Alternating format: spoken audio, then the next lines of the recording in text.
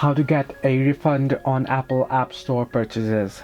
Hello everybody, welcome back to my channel. This is me, Bisnet, and today I'll guide you on how you can get or request a refund for apps or contents that you bought from Apple or an Apple store. Now the process itself is quite simple and quite easy, so let me guide you through. In order to request a refund on Apple App Store purchases, what you can do is you can head into your Safari or your browser, right?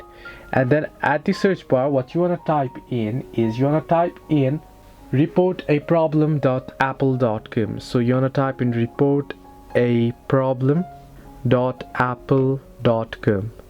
So make sure that you type it in correctly and then tap on go.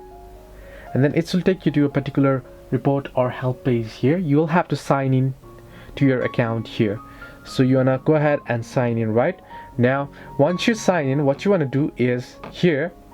Now I won't be signing in here, but once you sign in, you'll have to choose the request a refund option and then choose the particular reason why you want a refund, then choose next, then choose the app, subscription or other item, then choose submit.